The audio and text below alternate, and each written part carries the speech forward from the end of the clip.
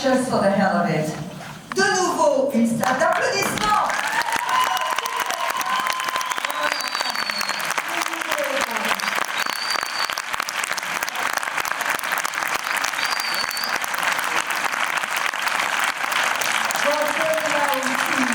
Why the nomination, no doubt about it. Well, you've been long times friends and partners, but I believe it was you, Don, who actually pitched the story to John Lasseter. I mean, what attracted you most about this sort of hidden gem? Alors, bien sûr, ils ont depuis longtemps collaboré ensemble, sont des amis de longue date aussi, mais c'est Don qui est allé pitch, comme on dit, qui t'a apporté l'histoire, en tout cas l'idée de cette histoire, à John Lasseter, le big boss. Je voudrais savoir ce qui l'a intéressé dans ce bijou presque caché de l'univers Marvel. So at Disney Animation, we never pitched with one idea. You know, the directors generate the stories, and we're always asked to at least pitch 3 ideas. And in this case, I pitched 6. What drew me to Big Hero 6 was the title. I saw the title on the Marvel. They have a wiki page, yeah, and I was intrigued by the title. And I looked it up, and it said Japanese superhero team. I thought, oh, that's cool. And then I actually got my hands on the comics, read them, and I thought the characters were very fun and appealing. They had fun names like Wasabi No Ginger and all that. And the tone of the book was very light, and it felt like the creators just loved Japanese pop culture and put that into the comics. So all of that, you know, was very appealing to me.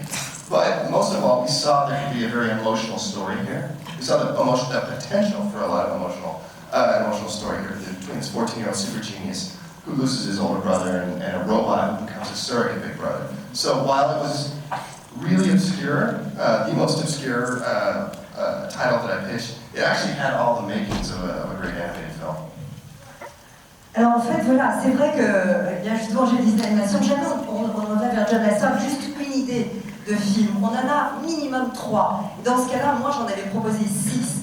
En fait, ce qui m'a attiré, d'abord, c'est le titre, tout simplement. J'ai trouvé le titre sur une page wiki, et puis je me suis dit, tiens, quel titre intriguant. Et puis après, j'ai vu que c'était de super-héros japonais. J'ai commencé à lire, et puis je me suis dit, tiens, les personnages ont des noms sympas, Ginger, enfin tout ça, le ton lui-même était léger, et j'aimais beaucoup aussi la façon dont on avait intégré la pop culture japonaise et puis évidemment l'esprit comics de Marvel. Alors tout cela me plaisait beaucoup. Et puis à ce moment-là, j'ai aussi vu, tous les deux d'ailleurs, nous avons vu dans ce titre aussi également le potentiel émotionnel qu'il y avait. Il y avait vraiment à chaque fois des choses qui m'attiraient. Par exemple, évidemment, le fait que ce soit un jeune ado de 14 ans qui vient de perdre son père, et puis évidemment la perte de son frère, et puis ce robot en quelque sorte qui lui sert de frère de substitution en quelque sorte, et bien tout cela, je me suis dit, il y a là-dedans quelque chose qui pourrait devenir un matériel formidable pour un film d'animation Disney. Well, you Ryan, you also, when you saw that, I mean, how complex did you see from the beginning the story? I mean, how many challenges were you faced with in terms of production? After all, it's Marvel meets Disney. It's, I mean, how totally would you define the film? Beaucoup de défis, bien entendu, vous vous en êtes rendu compte. Et justement, comme là, il y a ce subtil mélange, si je dirais, entre l'esprit Disney mais aussi l'esprit Marvel, comment finalement décrirait-il la tonalité, le cœur du film? How did you make it your own? It's interesting because Marvel, can you hear me? Yes, it is. Marvel, actually, 2 of the lead creatives at Marvel joined our story trust on the film. And we always talked about this as a Disney animated film with Marvel DNA. And they gave us complete control of the story. So it was always in service to that story about the boy who needed to be repaired. And then this incredible robot would be the thing that did it. The story itself is quite different than the comic book. We were given complete freedom. And when you have complete freedom, you really can do anything you want. And I think it was all in service of the story between the boy and the robot.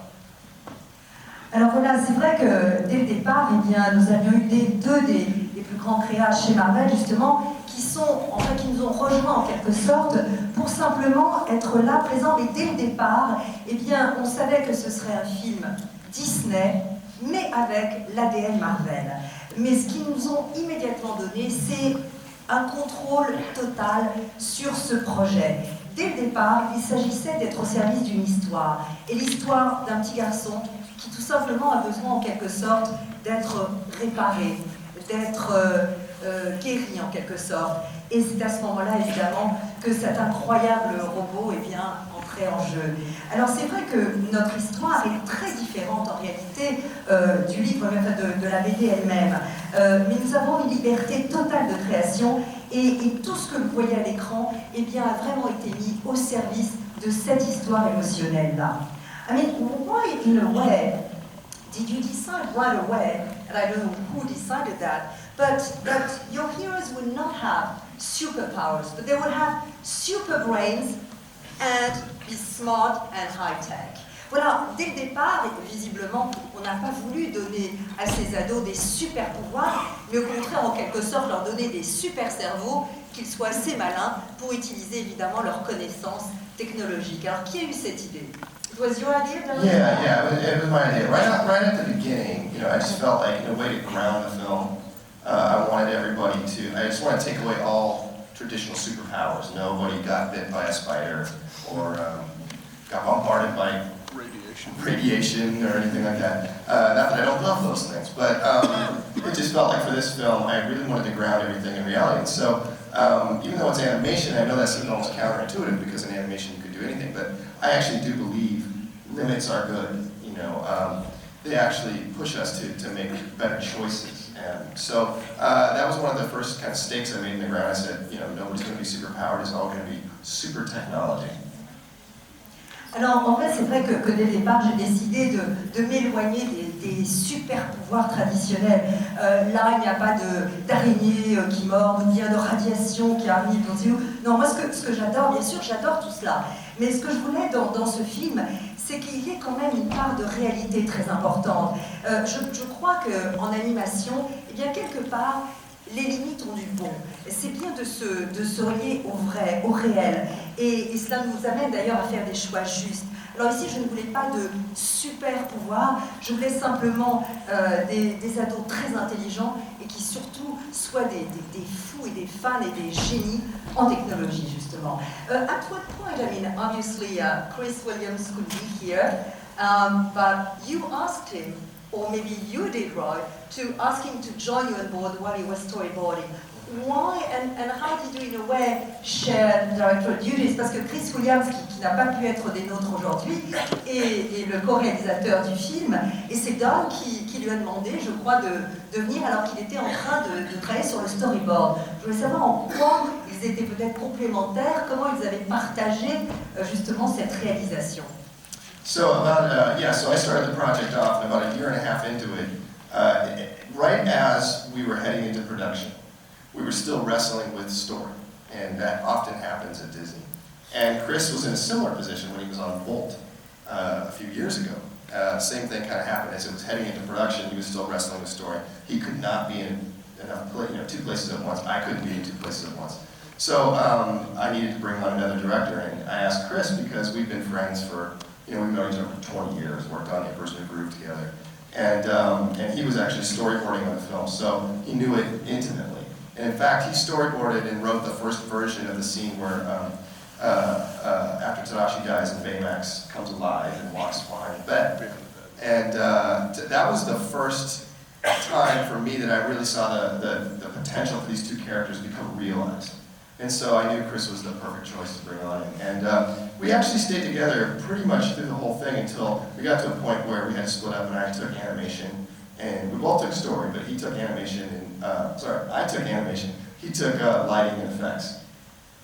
Alors voilà, c'est vrai que ça faisait à peu près 1 an et demi que nous étions justement dans le processus d'animation, donc avant vraiment le rush de production, et puis on cherchait encore l'histoire. Et je me souviens d'ailleurs que Chris, quelques années auparavant, avec Volt et malgré lui, avait aussi eu cette difficulté de trouver l'histoire. Et donc on s'est rendu compte que, surtout, je savais qu'on ne pouvait pas à la fois, en gros, être au four et au moulin, être à 2 endroits à la fois.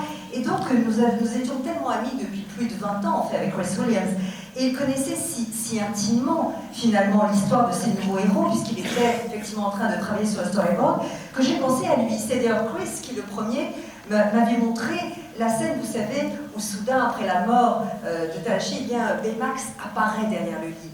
Et c'est grâce à cela que pour la première fois j'ai senti qu'il y avait un lien très fort, un potentiel extraordinaire qui se développait, qui pouvait justement unir ces deux êtres. Et donc je lui ai demandé évidemment tout naturellement de me rejoindre à la réalisation, parce que vraiment on ne peut pas être partout à la fois dans une aventure aussi importante. Pendant très longtemps, nous avons collaboré ensemble, et puis à un moment, moi je suis allée plutôt du côté de l'animation à un moment, et Chris plutôt du côté de la lumière, des effets visuels. You wanted to add something, right? Yeah, it's really important when you're building a film that the story drives production. And we really chose to hold production back. We put reins in the mouth of production so that we could get the story working. And in actuality, we did not start animating this until January of this past year. So we actually animated the entire film in about 8 months. And that was all in service of the story. And these guys stayed together as long as they could, and then probably sometime around March and they'd been working together quite a bit, and I could see that they were of one mind. And then we split up and just tackled the production. En fait, oui, Roy insiste en disant que c'est très important chez Disney que ce qui compte dès le départ, ce qui est vraiment le moteur de tout, eh bien c'est l'histoire. Et l'histoire, trouver la narration juste, eh bien c'est cela qui importe avant la production. Donc, Roy dit qu'ils ont choisi tous ensemble justement de même freiner la production pour être sûr de trouver l'histoire juste avant d'entrer en production. En réalité, c'est à peu près à partir de... Nous avons commencé l'animation vers janvier 2014 et l'animation elle-même s'est réellement faite en 8 mois. Et à partir du mois de mars, d'ailleurs, c'est vrai que c'est à ce moment-là qu'effectivement Don est allé plus vers l'animation, Chris davantage vers les effets visuels, la lumière, etc. Well, it's always the story, but it's an extremely short time for animation. Oui, parce que du coup, 8 mois d'animation, vous qui, certains d'entre vous étudiez l'animation, mais vous, ça doit paraître extraordinaire. 8 mois d'animation, un film pareil. I mean, did you develop the production differently, maybe? Yeah, I mean, essentially we recognized that the story was lagging a bit and that we were going to go into overtime on story. So we actually bulked up our animator ranks. So we had about 90 animators working on the film. Ah oui, d'accord. 90 animateurs à un moment qui étaient en train de travailler sur l'animation elle-même. Well, I mean, talking. And this is where the supervision is really incredible. We had a fellow by the name of Zach Parrish, who was our animation supervisor. And Zach had a team of 5 supervisors below him, and literally they were on the floor with the animators. And I think the animation in this film is pretty extraordinary. And it really shows what can happen if communication is functioning at a high level. Alors c'est vrai que le superviseur de l'animation, Zach Parrish, avait à certains moments 5 superviseurs sous lui en quelque sorte, qui ne quittaient pas d'ailleurs l'équipe de l'animation. Et c'est pour ça que nous avons, et je crois que vous serez tous d'accord, cette extraordinaire vraiment animation dans ce film, parce que ce que disait Roy, c'est que cela montre à quel point finalement, lorsqu'il y a une communication, une coordination, un travail d'équipe, on peut arriver à des choses absolument fabuleuses. Hero, you talk about heroes. I mean, Hero is a very, at the beginning anyway, unlikely hero. I mean, diagnosis, puberty, please. I mean, but mostly, obviously, he's trying to handle grief. I mean, you did consult, I believe, grief experts. How difficult was it to find his voice, to make him likable? Je disais que c'est un héros assez improbable. Un gamin de 14 ans, on a vu que Baymax tout de suite diagnostique puberté. Mais en fait, on voit bien qu'il est en train d'effectuer un travail de deuil. Et je voulais savoir, et eux-mêmes ont consulté des experts justement psychologiques par rapport au travail de deuil. Et je voulais savoir à quel point il avait été difficile ou pas de trouver la voix de Hiro, à quel point pour le rendre finalement un héros de Disney. Yeah, Hiro was a tough character to crack. Whenever you're putting a story together, the bulk of the time is spent less on plotting the story and developing the characters. It takes a lot, especially when you're doing an original story, or even a story based on something, that you spend a lot of time developing the characters. And Hiro was tough because he was a 14-year-old, which 14-year-olds are just generally kind of unlikable. Yeah, they're unlikable. I mean, I was unlikable when I was 14, I'm sure. I'm sure you were. You're terrible. So it's just an age that is tough to portray on screen and make him likable. And not only that, but he was going through some stuff. He's going through grief. And also, the first drawing I ever did of Hiro, he was kind of your typical kind of nerd. And I rejected that. I didn't like that because I felt like I've seen it before. And then, did a sketch of this kind of goofy-haired, more of a street urchin kind of kid, which was much more appealing to me. I like characters that have a bit of an edge to them. And so the idea that he was a bot fighter, that he was a bit of a con man, living by his wits, I think that was more appealing to me than going the traditional route. But when you do that, it takes a lot of trial and error to make him a likable character.